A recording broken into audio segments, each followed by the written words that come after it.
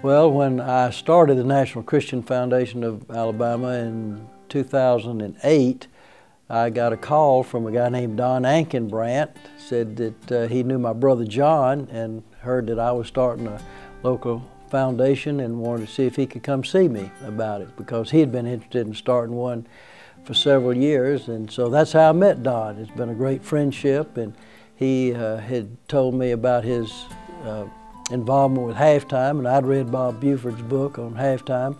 That's one of the things that influenced me when I sold my business and intended to retire. It's one of the things that influenced me to not retire and to start the National Christian Foundation of Alabama instead of retiring. So I did that, and Don was starting a new ministry, Alliance Ministries, and told me about what he was going to do to network with people in Birmingham and try to help men find their passion and connect them with ministries that would enable them to pursue their passion. Sounded like an interesting thing, so that's what we started doing.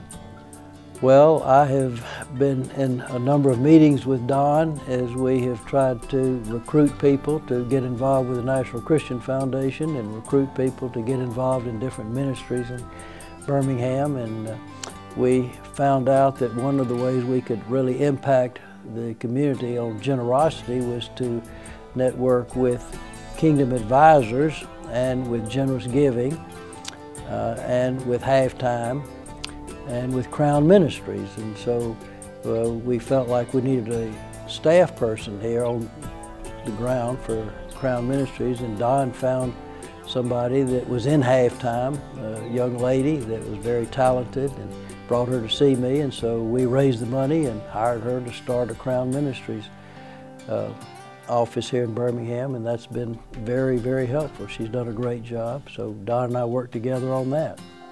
Well, I think their vision is to try to help people who perhaps are in Halftime, trying to move from success to significance, find out what their passion is and where they can make the biggest impact for the kingdom as they fulfill their passion.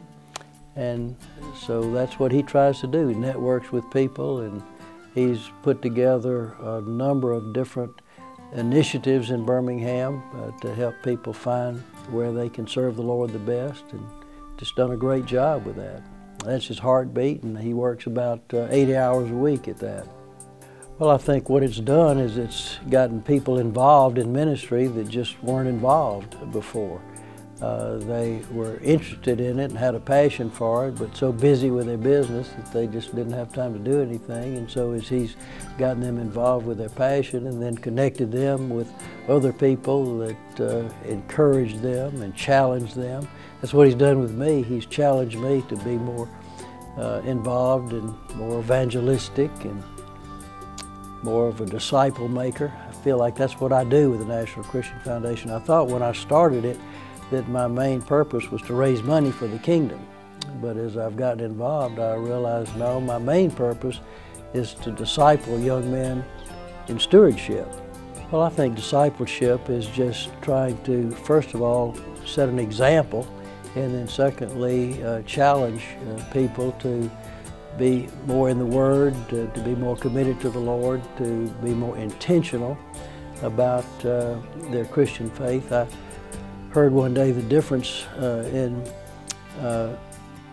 being intentional and having good intentions. Most of us have good intentions, but that doesn't really get you anywhere. It's when you become intentional about it that you start to move out and make a difference.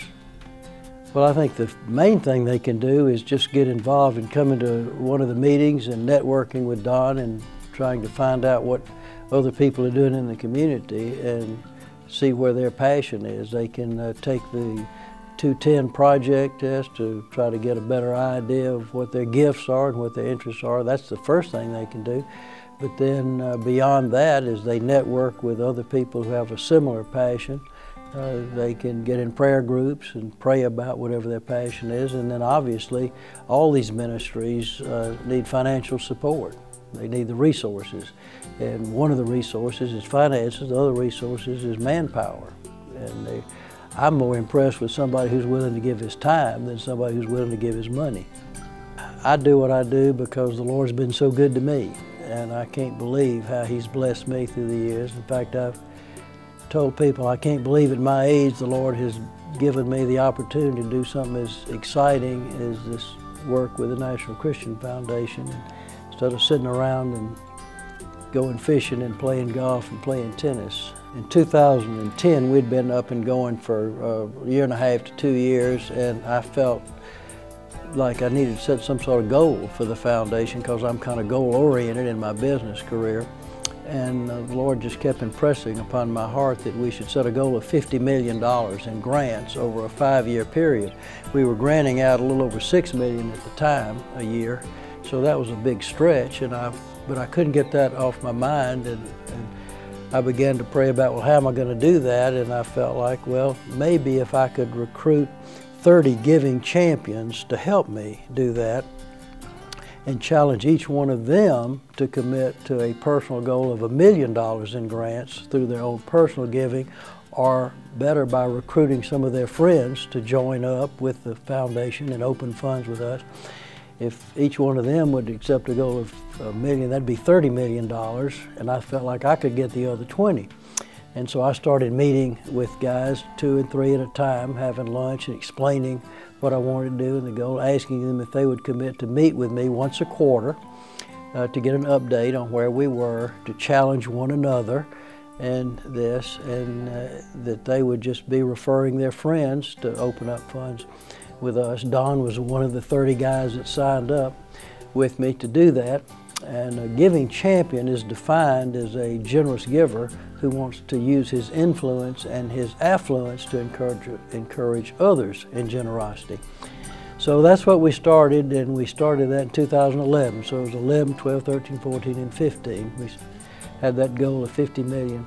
We hit our 50 million after 3 years and 10 months. So we still got another year to go. And so now I'm praying that we'll go over 70 million in that 5-year period. Well, the only other thing I can think of is I hate to see men retire. That word's not in the Bible, and I feel like they're missing the joy of being able to accomplish something for the Lord. I know that I was in business for almost 50 years and really enjoyed it, but it can't compare with what I'm doing now. I was a food broker and I represented Del Monte. They were my biggest account, and I've told everybody what I'm doing now is so much more fun than selling Del Monte green beans. I just love it, and I hate to see anybody miss the opportunity to experience that joy by serving the Lord. If you know of a ministry that we need to know about, please give us a call, 888-641-8606, or take a look at our website, revelationstv.org.